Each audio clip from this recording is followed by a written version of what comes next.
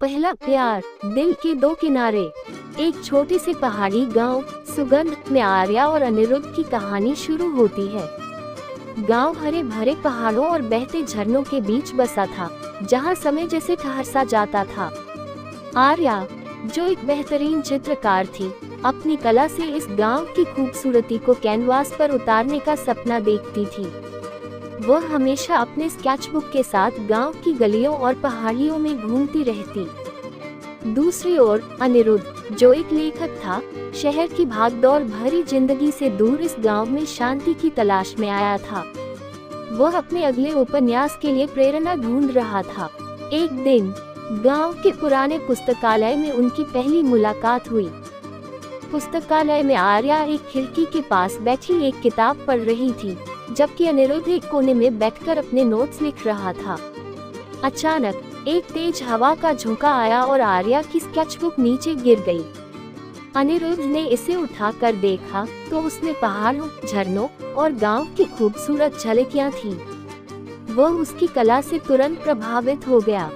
पहला परिचय, अनिरुद्ध ने मुस्कुराते हुए कहा, तुम्हारी तस्वीरें कहानी कहती हैं।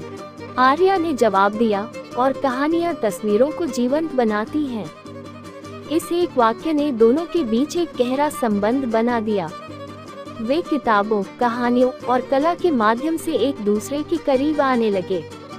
अनिरुद्ध आर्या की तस्वीरों को देखता और उन पर कहानियां लिखता। यह उनकी दोस्ती का आधार बन गया। करीबियां बढ़ती हैं। आर्या और अनिरुद्ध ने साथ में गांव की हर जगह को खोजा।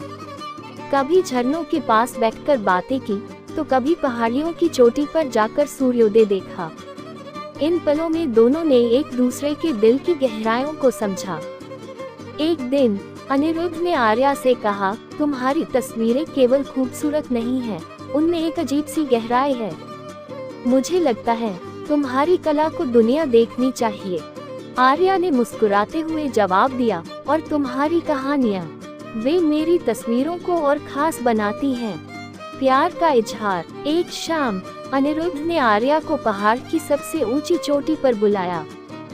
सूरज ढल रहा था और आसमान रंग बिरंगे बादलों से सजा था। वहां अनिरुद्ध ने आर्या के सामने एक किताब रखी।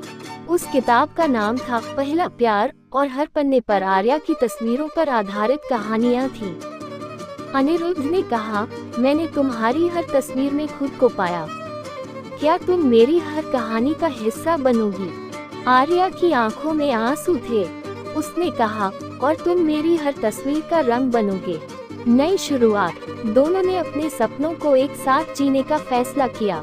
अनिरुद्ध ने आर्या की तस्वीरों के साथ अपनी कहानियां प्रकाशित की, और उनकी पहली किताब ने दुनिया भर में नाम कमाया। अब उनका गांव सुगंध भी मशहूर हो चुका था। अंतिम दृश्य। एक दिन सूरज ढलते समय दोनों उसी पहाड़ी चोटी पर बैठे थे। आर्या एक नई तस्वीर बना रही थी और अनिरुद्ध उसके लिए एक कविता लिख रहा था। यह उनकी जिंदगी की तस्वीर थी, सपनों, कहानियों और प्यार से भरी हुई।